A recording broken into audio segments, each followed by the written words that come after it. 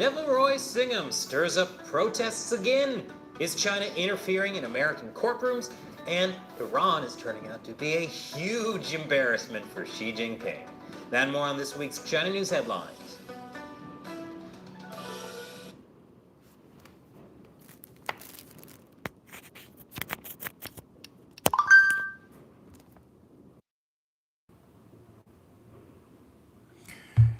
Yo. So this is morning update. People were saying that I haven't given any updates on Iran and the war going on in Iran. I just decided that we should take a break.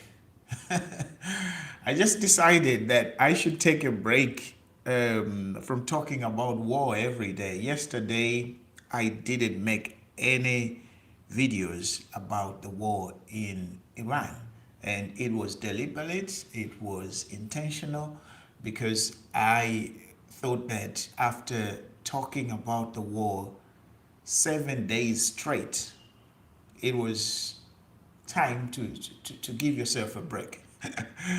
Hi guys, kwaja bwanji kumeneko ngati kwaja kwathu kuno kwaja ndithu padakali pano ndi 11 o'clock in the morning. It's cloudy, it's a little bit chilly, kukuzizilirako ndithu lero, and ife dalawira kudzuka masana wadili ndizochita ziwiri zitatu. So getting up early, getting yourself ready, and then around 1 o'clock, I head out to attend some activities with friends. Here to guys, tell me if you can see me, tell me if you can hear me, and tell me where you're watching me from. And DJZ is where you start. Let me know where you're watching me from. If you can see me, type in the comments. If you can see me, type in the comments. Granad Mapemba, good morning. Alfred Juma, good morning. I see Granad, I see Alfred, I see Hamilton. Hi Hamilton. What's up guys? What's up? Hamilton in Taija. Matsuka Wanj. I see Chris Tembo from Lilongwe, area 25. How is Lilongwe? I say, mvula yata, mvula yasiya ku Lilongwe. Dalito Davite, seen clearly from Malawi. Cheers, Daddy. Zabwino.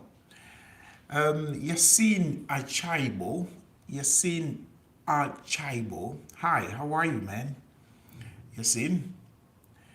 I'm watching you from Liwonde. Frank Posiano from Liwonde. Okay, guys, yeah. So, nkondo ikupitilira. Mwamva mwina ma-updates mwaona kuchokera ma-platforms osiyana-siyana. Dzulo, not Russia, koma America and Israel anapitiliza ndithu kuchita bomb dziko la Iran. Ndipo after bombing malo military installations, ambirimbiri nthawi yonse they have bombed a lot of military installations. So pano ayamba kumangopanga bomu malo amene akufuna kuti abange create damage yayikulu, monena kuti dzulo anakapanga bomu even airport, international airport ya ku Tehran was bombed yesterday. And there was fire, there was loud explosions. Definitely people have died there. And you wonder with the international airport so pano bwanji basi nanga si mwapanga bomu ma military ma barracks ambirimbiri ma weapons depot mwapanga bomu daily. Then you just now start going anywhere, right? And ngati mukuidziwa Israeli muyembekeze kuti ayamba kupanga bomu zipatala. Definitely mwinaso ayamba kale. There will bomb zipatala. Pena paliponse pamene aona ngati pali compound, ngati pali campus, they bomb. They bombed schools already. That will happen. So that's where it is. And the president wa Irani dzulo analankhula kupanga address ma neighbor a Iran, that is the Mid Eastern countries, ma Middle Eastern countries amene ayandikana ndi Iran ku Gulf, and the president wa Iran wapepesa nditu because amapanga target maiko amenewa iyeyo, and maiko ambiri aku Middle East samafuna kuti kukhale nkhondo ndi Iran ya komano chifukwa choti America ili ndi mabesi maiko mene muja, and America imachokera maiko mene muja kumapanga ataki Iran had to fire back, and by firing back Iran imapezeka kuti kupanga no target maiko aja, yapanga target Dubai airport, yapanga target Qatar, you have seen maujino search. Ndiye maiko aku Middle East wasopano they complained, no, now this is too much. So dzulo president waku Iran anapanga address maiko amenewa kuwapepesa kuti this is not our intention. If siti mafuna we are being dragged kuti tipange bomb ma targets chifukwa choti we are being attacked from those areas, if we are being attacked from those areas we have no choice but we have to fire back. Anyway, ndiye president yo ananena kuti Iran ikupanga promise kuti sipanga bomu dziko lina lililonse unless dziko kumene koko kwachokera ataki yopanga ataki Iran. Okay, and that was the message, and Donald Trump waona message imeneyo ndiye naye wapanga tweet kunena kuti maiona Iran yayamba kupanga surrender, yapanga surrender kwa ma neighbors yake and yapanga surrender chifukwa choti taimenya kwambiri. Donald Trump audi mene ndi surrender, yapanga surrender kwa ma neighbors yake, yapanga surrender chifukwa taimenya kwambiri, and akuipanga Donald Trump akuiuza Iran kuti ipange surrender kwa America unconditionally, akuti Iran ipange surrender unconditionally, inene kuti basi tapanga surrender inuyo chitani china chilichonse chimene mukufuna, kaya mufuna muzatenge chani kudziko kwathu kuno, kaya mufuna mubwere muzatani pangani zimene mukufuna, ifeyo tapanga surrender. Donald Trump amene yakuti unconditional surrender ichokere ku Iran. Iran yakana obviously kuti cannot surrender to America, and it seems kuti America and Israel apitilizabe zimene akupanga. Yes, it has also been reported kuti America ikuluza ndalama pafupi $1 billion a day tiyambire nkhondo iyi. Day number 8 America ikuluza ndalama $1 billion a day. Ikuluza ndalama zimene bwanji war machinery ya America, okay?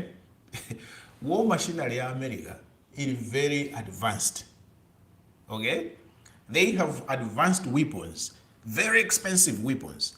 They have advanced technology, very expensive technologies, okay?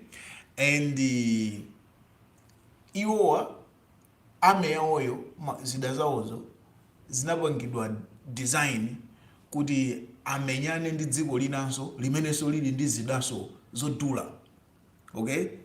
Akumane ndi dziko lina limenenso lili ndi zida zodula, awali ndi ma fighter jets, dziko linanso lili ndi ma fighter jets, okay? Ndi apikisane aonesane kuti okay awali ndi ma aircraft carrier, dziko linanso lilinso ndi ma aircraft carriers, apikisane mwaona ikale dog fight. Koma Iran ndi America alibe zida zofanana, mwaona Iran ndi America alibe zida zofanana, okay? So inuyo mukumenya nzanu ndi chingini cha 1 million kwacha chimene mukugwiritsa ngati chikwapo inu ndi ine tizikwapulana. Inuyo chikwapo chanucho ndiyo dula kwambiri cha 1 million kwacha, ine chikwapo chimene ndalenga ine ndi chimtengo nangochitola pa chimtengo, inu mundikwapula ndi cha 1 million, ine ndikwapula ndi chimtengo. In the end tikapitilizabe kumangokwapulana, iniyo mupezeka kuti mukuononga ma 1 million ambirimbiri, ineyo ndikumenyana nanu koma sindikuononga ndalama. And that's how you should understand it. This one is called asymmetrical war. And yonena kuti Irani ili ndi zida inde koma zida zake sizodula kwambiri. Akupanga madroni a $20,000 akushuta drone ya $20,000. Drone imene ijayo kuti yabwera kumene kuku kuti ikufuna igwe iphulise, inuyo muyenera muyipange intercept drone imeneja. Koma zida zimene mugwiritse ntchito inuyo kuti mupange intercept drone ya $20,000 mugwiritsa ntchito zida za $10 million, zida za $1 million. Mona, so you are losing money even though mukuwina. Even though mukuwina, you are losing money. Ndi chifukwa chake mwaona kuti dzulo for the first time Israel yakapanga bomu mafuta a Iran. Paja Iran ili ndi migodi ya mafuta. Uku si kwa military, hayi. Nthawi yonseyi sanapite ukapanga bomu mafuta a Iran. Dzulo apita ukapanga bomu mafuta a Iran. Chifukwa yani aonano kuti anthu awawa tikukanika kuwagonjesa, tikuononga zindalama 1 week, taononga ndalama zambirimbiri, anthu asakugonjabe. Ndiye tipite tikaonongere chuma, tikaphulisire chuma chawo, tikaphulisire mafuta, tikaphulisire zimene amadalira. Ndifake dzulo mwaona kuti aphulisira airport, aphulisira mafuta. Yes, Bernard's Whisk, hi Bernard. Chimwemwe John Chiuta, hi Chims. Lukman Rashid, hi Lukman Rashid. Brino Spake Masina, hi Brino. Guys, mwadzuka kale?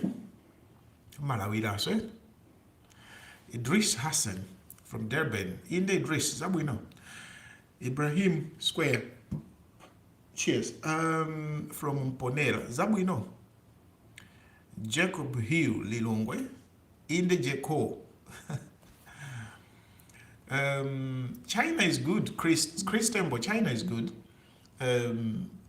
Tilimus spring season, in the spring ndiye kumakhala bendituka mphepo, mutiona kuti tikamatuluka tavala majaketi. The spring tukuchokera ku winter, so March spring, April spring. Yeah, ikamafika no May June timakhala no we are transitioning ku summer, so pano ndi kumayamba kutentha, starts getting very hot. July hot. August too hot. September hot. October we're coming back to autumn. The temperatures begin to drop again. November, December, we are back to winter and cold again. Yet, Harris Musa from Jiteze, Inde Harry, Zabwino, Kondwani Ziusa, Inde Ko, Zabwino, Sunganani Ulili. How long do you think this war will last? Seriously, I think this is the final week for this war. Unless something drastic or something extraordinary happens, but I think this is the last week. The bombings is many ajida Zulu, ma bombings a Zulu, America and Israeli, kwa ineyo ndaona ngati ma bombings are desperate. Like I said, they have been bombing Iran for a week, and they are realizing good ababadu mafana wadu wamenya yeta polisa kumabe sidi kuwagonjesa abe akubwerabe. You understand? Ndiye no kwango khala kuti tiye nino tingwapanga no damage. That's why they are, like I said, they are now targeting energy resources, my oil. They are now targeting chifukwa. Remember, amafuna kuti angochotsa atsogoleri agwetse bomali okay, koma dziko lija asaliwononge ndi cholinga choti anthuno ena atenge dziko lija ziliyendesa. Ndi zimene amafuna, right? That was the target.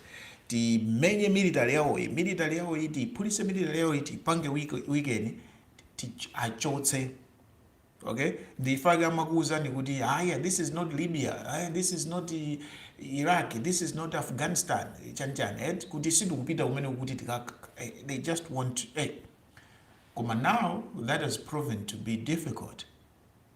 It has proven to be difficult. Kuti it's not easy. Tampha mtsogoleri wawo koma it's not that easy. And to it seems kuti you cannot just move them like that, right? And they are getting desperate. Ayamba nokuwononga no dziko. If you start kumapulisa energy, let's say mwayamba kwaonongera energy, mwayamba kwaonongera magetsi ngati zimene Russia imapanga ku Ukraine zicha, mwasandukano Russia ku Ukraine. If you are doing that, malo monena kuti anthu ma civilians akhale mbali yanu, ma civilians aja moyo ukayamba kuwawa nawonso ayamba nokudana ndinu. You understand? Ma civilians mmati mukufuna mukathandize aja, muabweresere ufulu aja,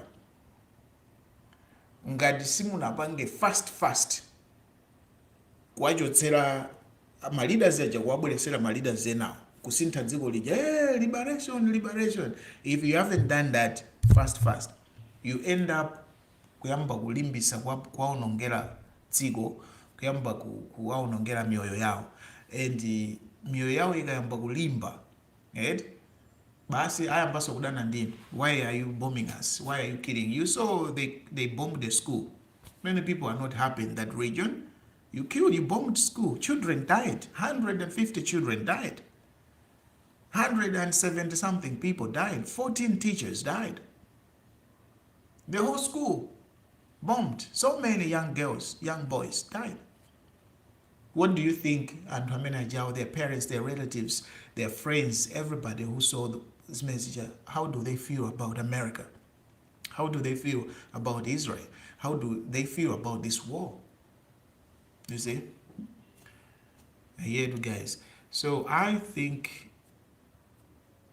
it's not in American interest, it's not in the interest of America kuti nkhondo ipitilire mpaka week 2, week 3, week 4, mpaka mene amanenera muja 4 weeks. It's not in their interest, right? And like I have said,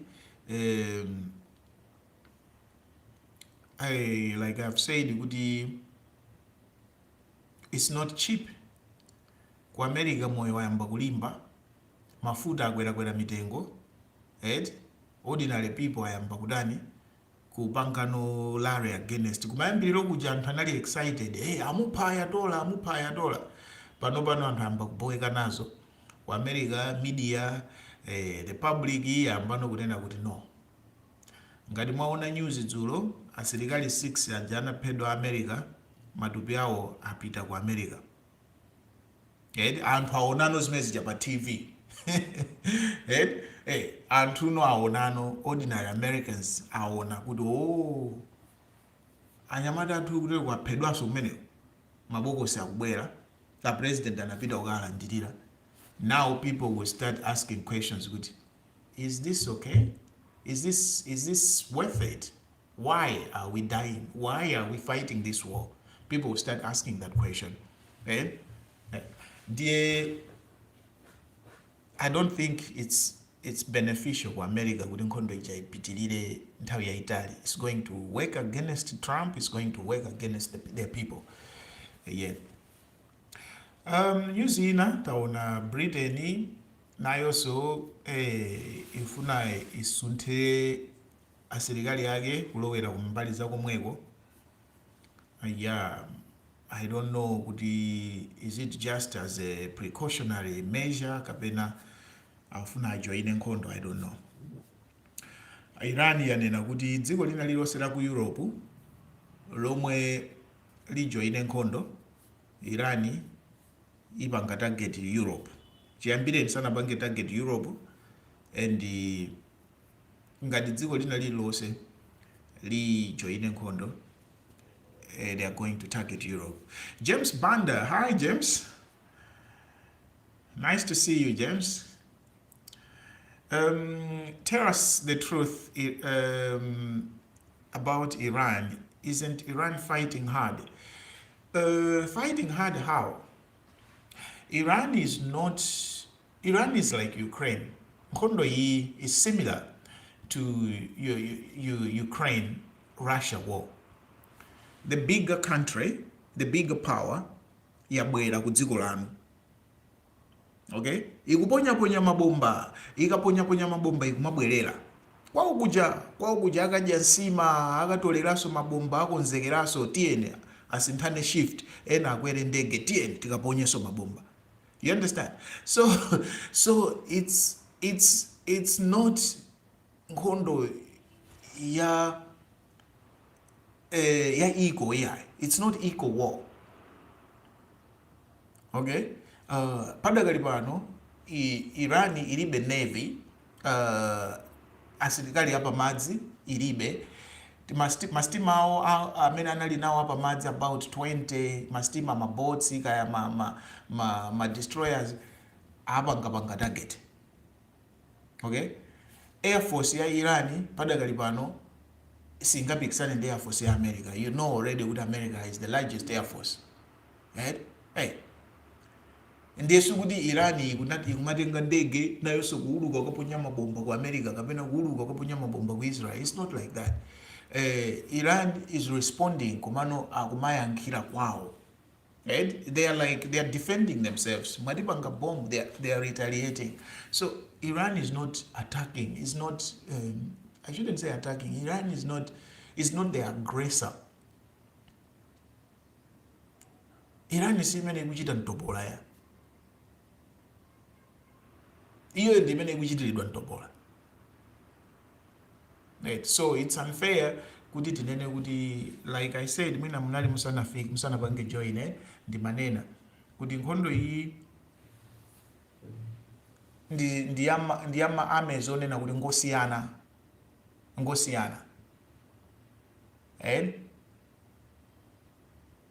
Ngosiyana nditu.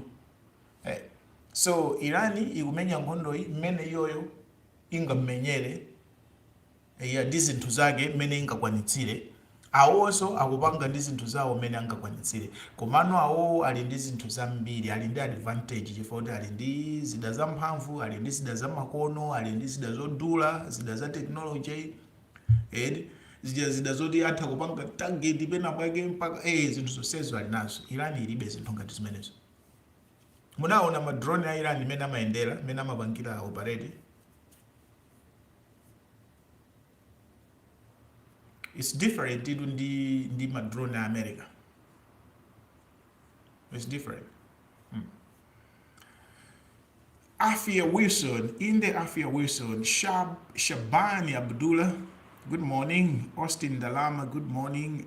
Good morning, guys. Good morning. How are you doing? My bro, was that school local Iranians only, was international? Yeah, that was local Iranians. That school was not in the capital city. Okay, Ibrahim, that school was not in the capital city. It wasn't in Tehran. Okay. Another thing, Iran is a big country. Iran is dziko lalikulu. Okay, so mabomba ambiri, most of the bombings zimene tikumaona zikuchitika kwambiri ku Tehran kumene kuli ngati ku capital. Okay, but when you go ku ma cities ena ang'ono, ma province ena kulibeko nkhondo sinafike. Okay, kuma province kwina nkhondo sinafike. Ndithu anthu akukhala ndithu kupita kunsika bwinobwino kumadikirira kuti kodi nkhondo itha liti.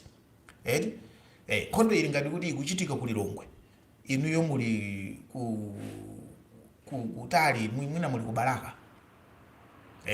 Mukumva ndithu kuti mabomba kuponyedwa ku Lilongwe ku capital, koma inuyo muli kubalaka.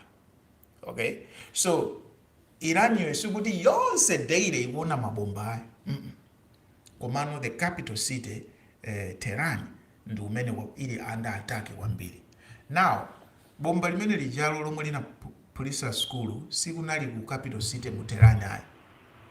We don't know why Israel targeted zimene anapangira target dera limenelo, kaya anali ndi intelligence yanji, kaya zinali zadala, kaya anauzidwa kuti kumeneko kuli china chake. So it was outside the capital city. So most of the students ana amene anali kumeneko, most of them were all Iranian kids, Iranian school. And yet, yeah, it's morning. Tukutamangira 12 o'clock. Now, panopa nthawi ndi 24 minutes past 11 ya mawa. And yet, Chimze Hashir. And yet, guys, Turkey. Mwalizi wa dziko la Turkey. Turkey ndi dziko linanso limene linali ndi ubale wabwino ndi dziko la Irani. Komano Turkey ili ku Europe. Turkey ili ngati bridge kuchoka Europe, kuchoka ku Asia kupita ku Europe. So Turkey ndi dziko lomwe ndi la Islamu komano lili ku Europe, titha kutero.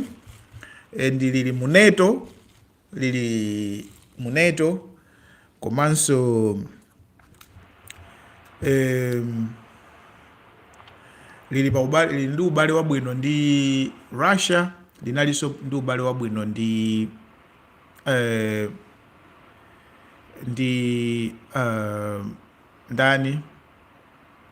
Iran.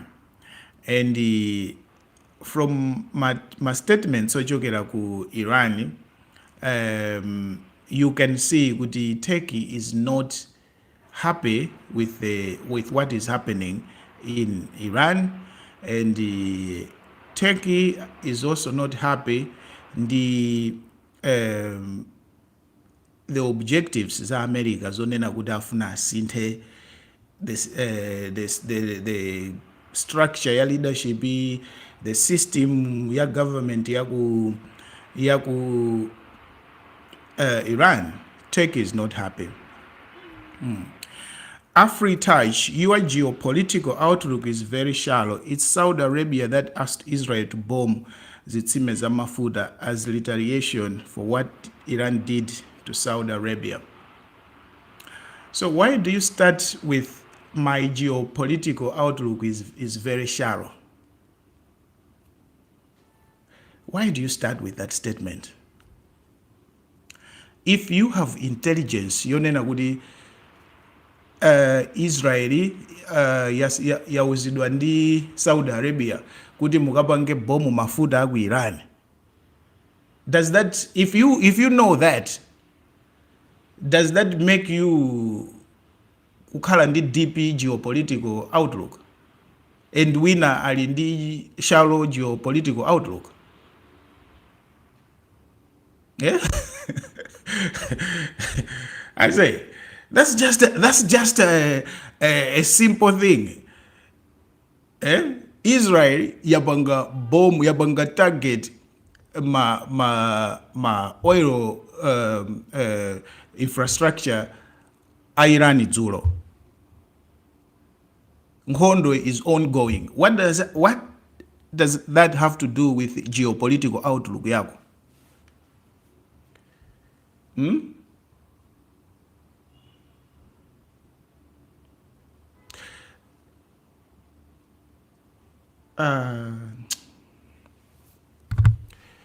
What you're saying, iweyo you think good America ikuwina.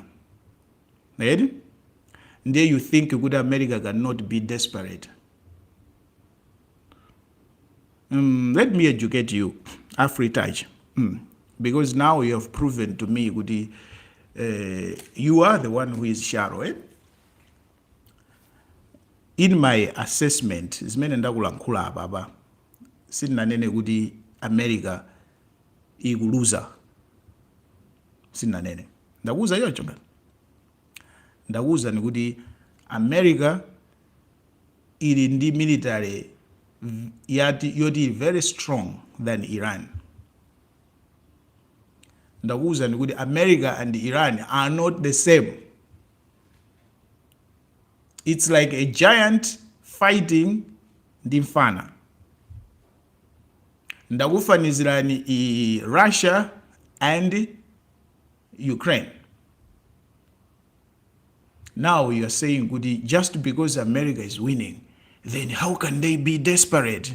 Let me educate you now. American is a democracy. Okay? America is a democracy. Winning or losing, Donald Trump, president of America, amakhala ndi pressure. I want you to understand this. You should learn. I am the teacher here. This is my class. President of America wina aliyesa amakhala ndi pressure. Okay? And akapita akayambitsa nkhondo, amayenera apange prove kuti inalidi it was worth it kwa anthu. Okay? If he doesn't convince anthu kumuzi, there is opposition. And that opposition can give pressure kupangisa president kukhala desperate. Iwe you are not American. Ndifako kunena kuti America is winning, I'm happy. Go and look at the American population. PBS opinion polls, that PBS yesterday, if you know about this. Okay? Dzulo kunali opinion poll. 56% ya anthu ku America, 56 are not happy ndi nkhondoyi. 56, and that's okay. It's not very, very low, Commando 56, they are not happy. And that giving Donald Trump pressure. Number 2, kuli chisankho ku America. That's coming. There is elections coming. If opinion polls are still low, popularity ya Donald Trump kukhalabe low, they might lose chisankho chikubwera. That also gives the president pressure and his party pressure. Now, mwabida ku nkhondo ndicho linga ni ma objectives. Ma objectives anu mwachula kuti these are the objectives. Regime change, tichose leadership, kubwere leadership ya nyowani. Tipolise ma nuclear capabilities, missile production capabilities, long range missile, tipolise navy yao yose, tipangeza kuza. You have your objectives. 7 days have gone, 1 week of relentless bombing. Koma that enemy akukumenyanibe, akubwezabe, sakufabe. You are not at ease. You don't know, I'm winning. I'm at ease. No. Because American objectives is kuwina nkhondo ija mwansanga, kumanso minimize your own casualties. Kusafe asilikali anu, afe uchepa, ulu kusafe asilikali anu. Mukwanirize zinthu zija, musafe asilikali anu asafe, katundu wanu asaonongeni. Padakali pano, 6 American soldiers, 6 white people, American soldiers, one as young as 22 years old, akalowa m'manda. Mitembo yawo yapita ku America. That damages the image of the war. Ndege zitatu, ma fighter jets atatu. Do you know the cost of one fighter jet, an F-15? Google. Ubange kuti, what is the cost of an F-15 fighter jet? Zitatu ku Kuwait, zidagwa, gone. And there are images on the internet, American fighter jets ananena kuti zaomberedwa ndi enemy fire, not enemy, friendly fire. Akuti friendly fire, whatever, kaya ndi friendly fire kaya ndi enemy fire, koma you have that image of 3 American fighter jets falling from the sky, burning to the ground. Do you think the presidency or the American public amaona zimene zijankumasangala? That gives pressure. And lastly, ndakuwuzani kale kuti Iran ikumenya nkhondoyi using cheaper weapons. America ndi Israel akumenya nkhondoyi using expensive arsenal. Zida zambiri zimene Israel ikugwiritsa ntchito zochokera ku America. Ma air defense ama Arab countries mosemuja ochokera ku America. Ngati mwaona Korea, South Korea, I think Africa guy is still here. South Korea kumene America inayikako ma air defense zimachedwa ma Patriot missiles zili ku South Korea. Akukamba zoti zichoke ku South Korea zipite ku Middle East. Why? Tell me why.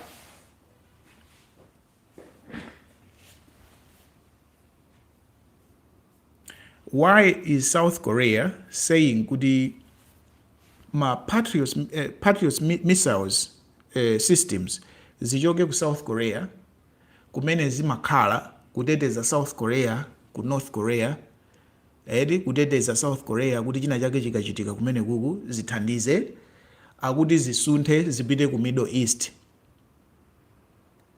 Ma Middle Eastern countries akuzifuna nditu.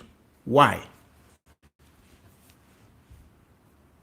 And you are telling me that America is not desperate, Israel, they are not desperate, they are winning. Why do they want kuti akatenge zinthu ku South Korea zipite uku? It's because ma missiles defense systems ose amene anali ku Saudi Arabia oti ateteze zinthu za ku Saudi Arabia, amene anali ku Qatar, amene anali ku Kuwait sakugwira ntchito bwino. It's either kuti ma missiles athera sakugwira ntchito bwino. Izi ndinazinena kale kumayambiriro kuti nkhondo ikatenga nthawi ma missiles ma defense systems aja kagwiridwe kake ka ntchito kamatsika ndiye mabombano amafika. It's showing already after 7 days. After 7 days. That's why they want kuti apite mwina izi zibwe chifukwa ma missiles amene ajasu kuti amangopanga pompo mwapanga za nyowani kumangotulutsa ngati zikungobwera ngati yani. No. So kumayambiriro kwa nkhondo kuja they wasted a lot. They have wasted a lot. Because of these things, ndi chifukwa chake amafuna kuti nkhondo ija ikangoyamba isatenge nthawi kwambiri. Zonse zikhale fast, bomb. Tiye ndikaponye mabomba fast, apange salenda mwansanga ndi awinapo. Zimene zinachitika ku Venezuela zija, that was aliyense amapereka ulemu kuti amwene amugwira uyu, koma amwene zatheka bwanji amwene pompo amugwira. Chifukwa choti America sinapange west zinthu zambiri, pompo amugwira zathapo. Koma the longer it takes, the pressure is now on America. Yet others just having negatives in your teachings. Thank you, Ibrahim. Martin Ngoma, you elders explain things very well, but I don't understand that.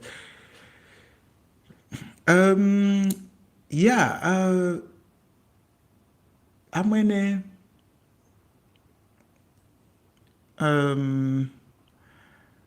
anthu ena amadana ndi aluya, mudziwe chimenecho. Alipo anthu ena amadana ndi aluya, amadana ndi chisilamu. Alipo anthu ena amadana ndi chisilamu. amangoyipidwa basi kungokhala ndi negative image ya aluya ndi chisilamu. Okay, and this is true, this is true. Mwina zimachokera kaya ku history kaya chani, komano this is true.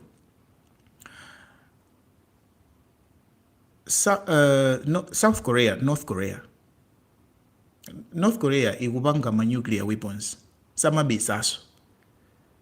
North Korea imapanga test ma long range ballistic missiles, imapanga test chaka ndi chaka, amapanga test kuponya, zimadusa Japan, kudusa China, kukagwera mu ocean. North Korea imapanga and simamvaso za munthu.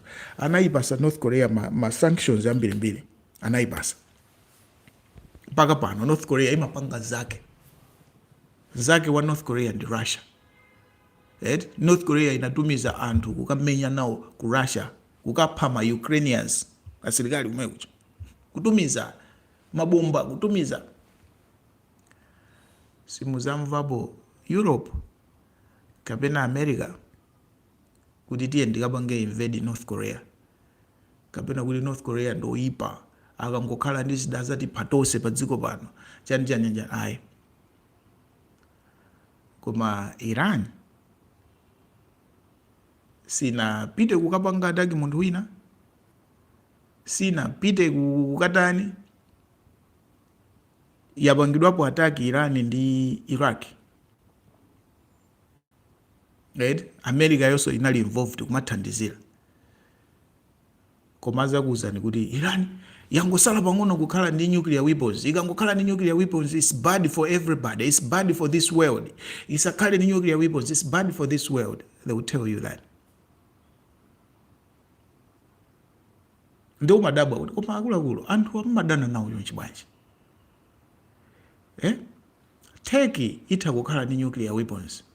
Pakistan ili ndi nuclear weapons. India ili ndi nuclear weapons. Pakistan litiro Pakistan inanena kuti ifuna iphe anthu onse. Pakistan is Islamic country, a Muslim country. It's a nuclear power country, Pakistan. Right? Koma you don't hear kuti ipha anthu onse, Pakistan ipha anthu onse. Pomwe Iran imayikidwa ngati kuti amwene ndi dziko lina lake la anthu amisala. Iranians are very intelligent people. Do you know mascientists ambiri, mascientists idu anthu anzeru kwambiri from Iran. Mukabwera ku China kuno ma universities, mukapita ku America ma universities. If you go in Europe ma universities, you find Iranian professors, Iranian scientists. Go to Russia, you find Iranians, very intelligent people. Koma they will tell you ngati kuti ku Iran kwa anthu osaphunzira, kwa anthu amisala ena ake akangokhala ndi zida amenewo aphulisa wina aliyense. Yet, so some people believe in Tongadismezo. Good morning, Junior Tsegula. Some people don't want to think by themselves. They don't want to understand why these things come. People don't hate me. I'm great people, great culture. The problem is that the religion has radical teachings and Iran funds proxies. You can't say it was neutral. Yes, let's talk about that. Iran funds proxies.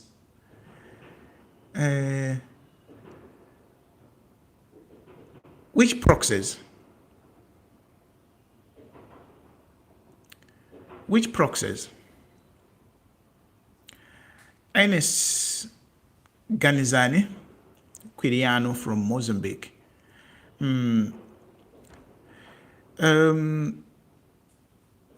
I understand. Anthu amakambaza chipembezo cha Irani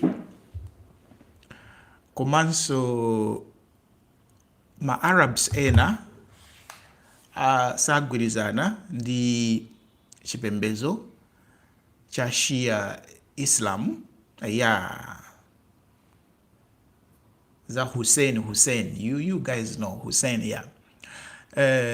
Sakhulupirira zimenezo ma Arabs ena, I know, and tikambeza Irani kupereka ndalama kuma proxies chifukwa izi zino ndi zanyowa nino zimene no afuna aipangeso tarnish Iran. Okay, Iran has a history. Iran is not a dziko la nyowani yayi. Iran has a history. Okay, vuto lake anthu tikamakamba Iran timangopanga no tarnish the whole Iran as a country, komano Iran has a history. America amadana ndi Irani ya panopai, Irani ya panopa, the government yomwe ilipo panopai. Why?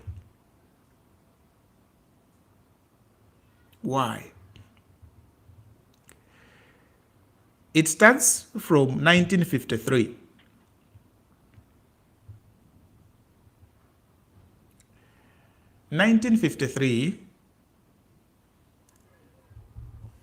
There was ku Irani kuja kunali ulamuliro wa monarchy wa chifumu.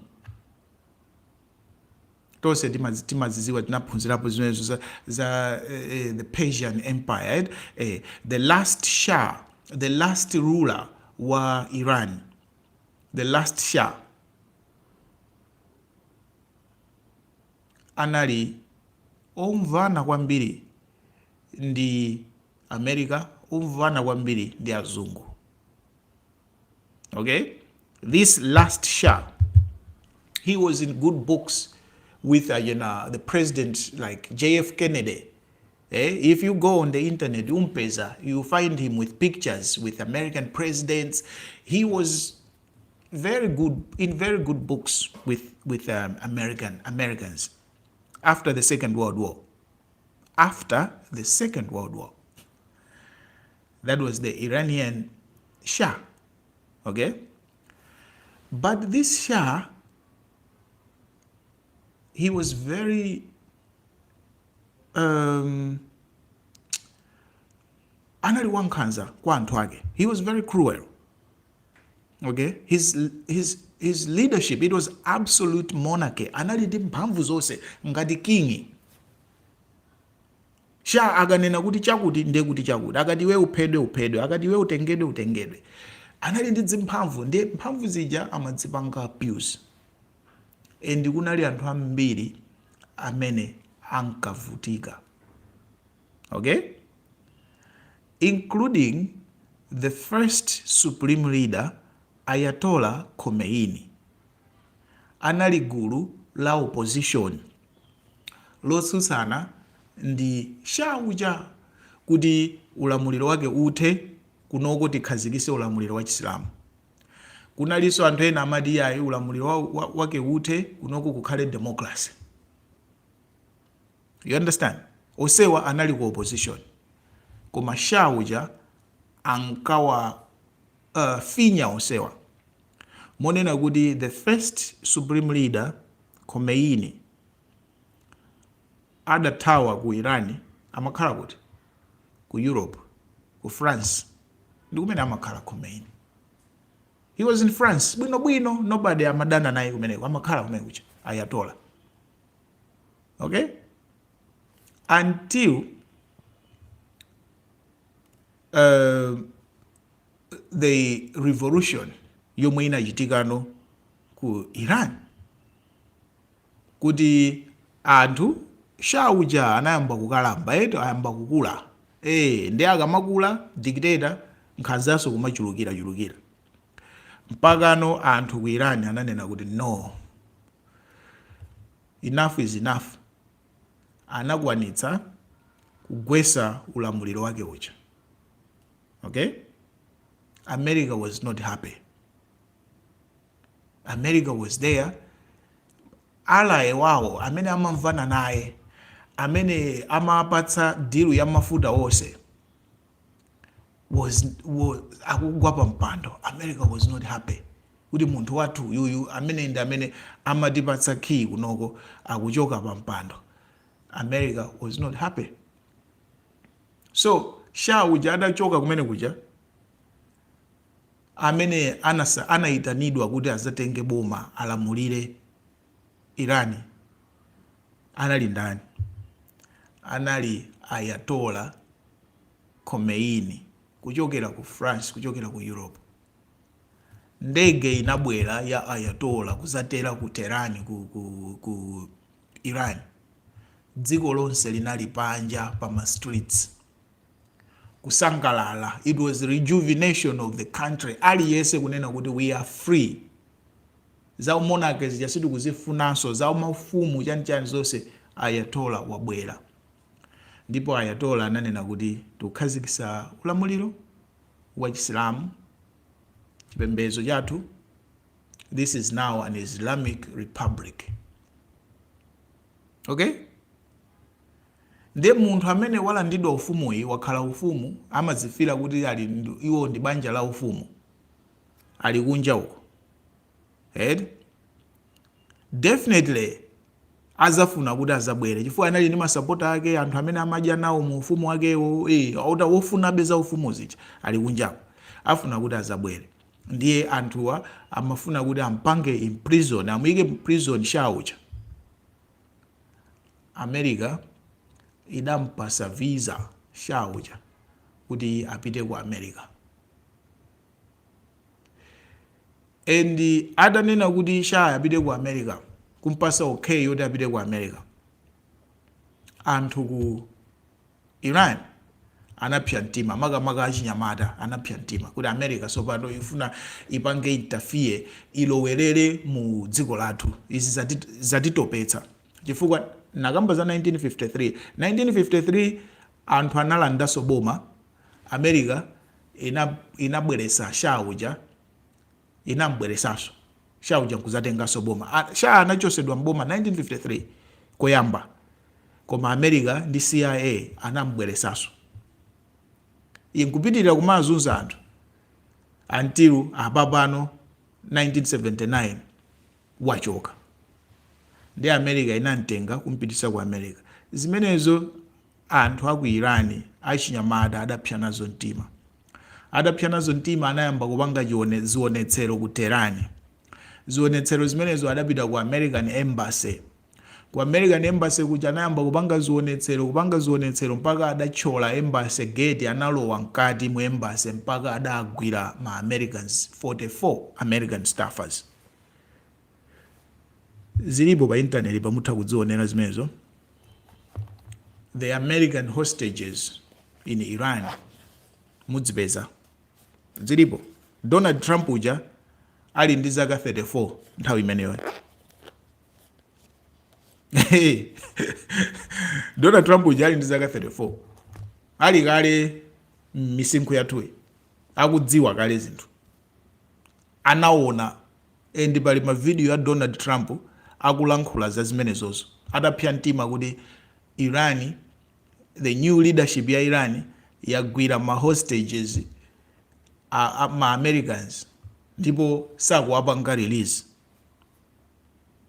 America ndi CIA inapanga plan yoti atumize military alowe akamasule akapulumutse anthu aja. Military imeneyo ndege zawo zinagwesedwa, anaphedwapo, anakanika kumasula ma hostages aja. Kunavuta kwambiri. Mkati mwa ma hostages amenewo 44 mudali ma hostages anthu akuda 13 black Americans, ma Americans koma akuda ngati inu ndine. Ayatollah uja ananena kuti okuda osewa, ma black osewa amasuleni azipita.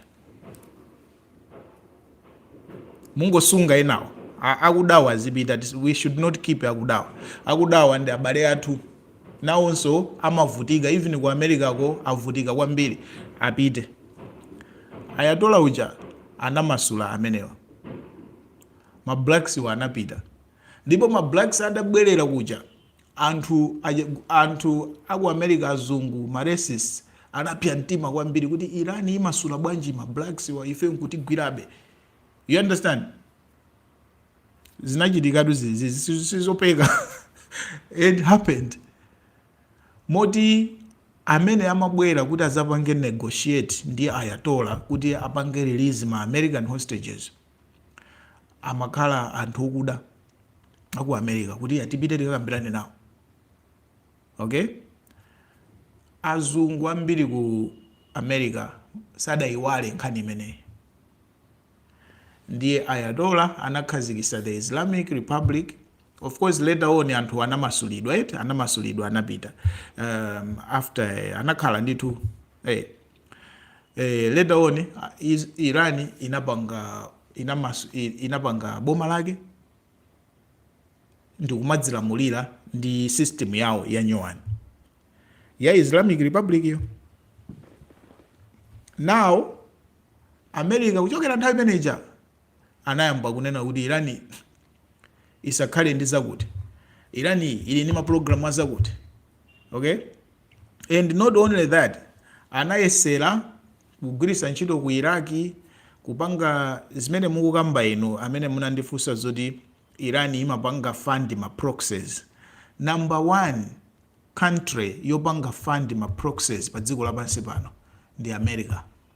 Number 1. Nkhondo zikuchitika ku Africa zonse zimene zapha anthu ku Africa, millions of people, kaya ku Angola kaya ku Congo, who funds nkhondo zimenezi?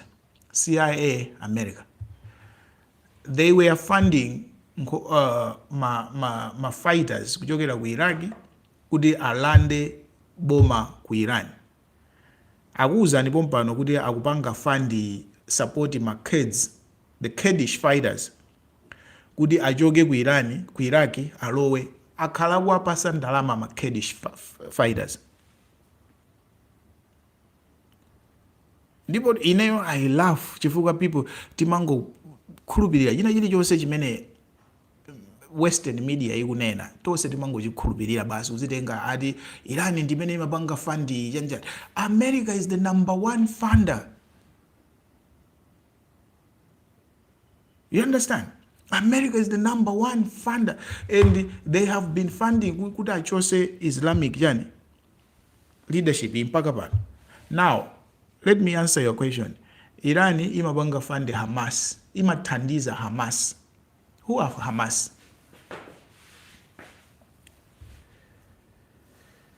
Kodi Hamas ni ndani? Kodi Hamas amamenyera yani? Hamas ni kuma Palestina. Ma Palestinian militants. Ma Palestinian militants amamenyera yani? Amamenyera ufulu wa ma Palestina. Anthu onse ma Palestina onse amene akuzunzidwa ku Gaza, amene akuzunzidwa ku Palestine, amene akuzunzidwa ku Israel. These are resistance fighters. Amene machula kuti ma terrorists aja. They are resistance fighters. Amwene Hamas sinapanganepo kuti Hamas ikufuna ipange Hamas ipite ikamenye nkhondo ku Africa. Hamas ifuna ipite ku Europe ikamenye nkhondo ikalande dziko ku Europe. Hamas ifuna ipite ikalande dziko ku America. Hamas, these are resistant fighters. If you don't know kuti resistant fighters ndi ndani, ma resistant fighters ndi anthu amene akupanga fight against oppression. Inuyo kwabwera boma lina lake kaya kwabwera anthu ena ake akukuzunzani, akulandani malo, akukumangani, akukuphani, ndiye mwagwirizana kuti akuluakulu ife tikuzunzika kwambiri, we need to fight back. You want to fight back? Yes. Koma how can we fight back? Tipeze anthu ofuna kwabwino azitithandiza. If we want to fight back, awawa akutizunza, akuti ndinu ma terrorist. You people should think, guys, when you are calling people ma terrorists, Hamas, Hezbollah, ku Mahouthis ku Yemen, These are people who are fighting kuti America, Israel achoke asapange influence madera awo, afuna akhale ndi ulamuliro wawo. Matalibani munkati ndira sankati matalibani ni materrorists anawasira bwanji dziko Afghanistan. For 20 years they were saying Mataliban and terrorists, Mataliban. Tosefe tikangomva Taliban, hey, terrorists. Mataliban are just traditional rulers, tribal rulers, aku Afghanistan, ndiku Pakistan. Anthu ongofuna kuti adzizilamula okha, dziko lawo adzilamula okha, sakufuna anthu ena ake akunja mubwereko. And because they are fighting for that, you are terrorists. Mataliban samafuna olo kupita ku Europe, olo samafuna olo kukwera ndege kupita ku America. They don't want. They just want to rule themselves. And chifukwa choti sakulolera your influence, they are fighting against your domination. You call them terrorists. Guess what? Nelson Mandela was a terrorist, according to America. Do you know that? Ndinakuwuzani mu video ina Nelson Mandela yemwe uja yemwe timamunena kuti the giant of Africa, Mandela the symbol of African resistance, amene ujayo according to America, CIA ndi anzawo, Mandela was a terrorist. Anali terrorist ifayani, they were fighting apartheid system in South Africa. Apartheid system ikwapanga oppress, they were fighting it back. Akubanga fight apartheid system ananena kuti anakhazikisa military yawo, gulu lawo, militants achinyamata kunena kuti akuluakulu tikamangopanga mamachi awazungu akumangotiwombera akumangotipha, we need to fight back. If we fight back, azunguwa ayambano kutiopa. Ndi anakhazikisa gulu lawo la achinyamata, amapita kukaphunzira kukapanga train anapangidwa train ku Tanzania nthawi ya Mwalimu Julius Nyerere ku Tanzania kucha kunali amaphunzira kumene kuchanthu. Anaphunzira kumene kuja amabwerera ku South Africa kuja kukalimbana ndi azungu. Because they are fighting azungu, they were called terrorists. If you didn't know this history, you should know it. Even Nelson Mandela was a terrorist. Ndi ifayani ma Palestina amamvana ndi ma South Africans, ma black South Africans. Many ma black South Africans amapanga fight for their freedom. Amathandizidwa ndi Palestine, amathandizidwa ndi ma Arabs, amathandizidwa ndi Asilamu ambirimbiri, including Iran. These are the countries that were supporting blacks to fight for their independence and freedoms. And you have been told kuti osewa ni terrorists. Who are the real terrorists? The real terrorists, who are the real terrorists? Who are dropping the bombs? Akukuwuzani pa news kuti they have dropped 20,000 bombs in 1 week. The little terrorists are telling you that. They are dropping bombs and children are watching that. Children are sleeping under bombs. The little terrorists are telling you that. And you're saying, no. Hey, those are not terrorists. Those are the Americans, they are superpowers. But the terrorists are those ones who are being bombed. Are you stupid? And when we speak like this, you think we are Muslims. I'm not Muslim. Ma jihadists, ma extreme Muslims, ndi madana naos. Ndifage ni madana ndi Boko Haram. Okay? Komano, zomana mizana kuti dziko lakuti ilolo ndiye ndi ma terrorists. That's a lie. Anyway, guys, dzukani kwathu kuno sopano nthawi yakwana 12 koloko ndiye ndili ndi meeting pa 2 koloko.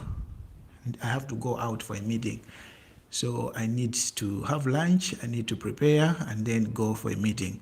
Tikumananso kumazulo osadandaula osazitengera kwambiri I've spoken, I was passionate chifukwa choti anthu ndikumaona anthu angati ineyo people like me who are supposed to understand zinthuzi from perspective yathu amene tapangidwa takhutisidwa kwambiri ndi azungu and tikupanga understand zinthuzi from perspective ya azungu, and we think that's the correct one, and that makes me speak passionately. Komano, you are free to support whoever you think, but always ask questions. Mugamamva azungu, when they are calling people terrorists, ask questions. Kuti anthu amene wapanga chani? Why are they being called terrorists? Okay? Ask. Azungu akanena kuti uyu ndi terrorist, ask them. Most of the times azungu amakonda ma leaders amene sakonda anthu awo. Ma leaders amene sakonda anthu awo azungu amavana nawo kwa basi.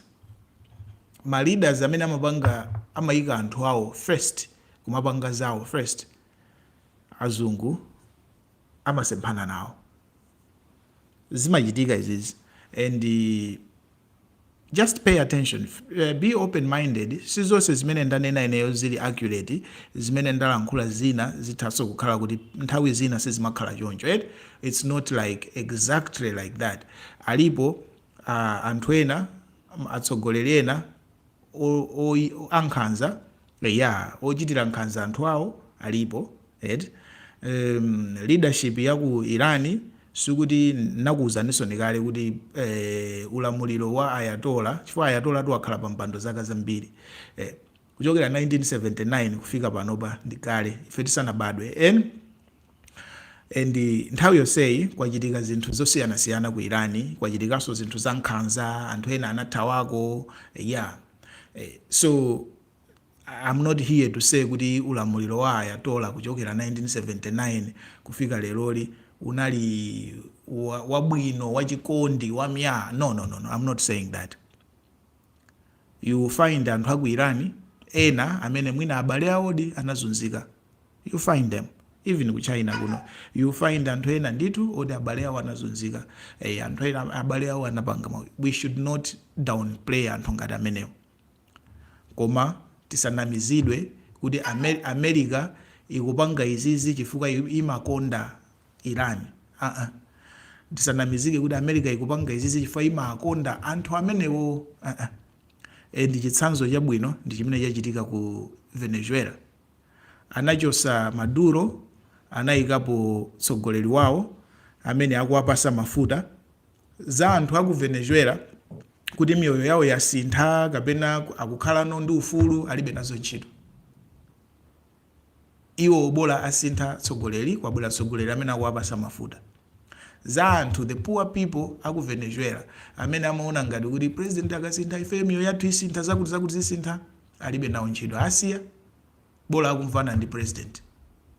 So America isanamize kuti tikupanga izizi chifukwa we love the Iranian people. No, that's not true. They don't care about Iranian people. They will bomb Iranian people. They will kill Iranian people. Bola kukhale mtsogoleri amene azimvana naye. That's it. Yeah, stay blessed, guys. Talk to you soon.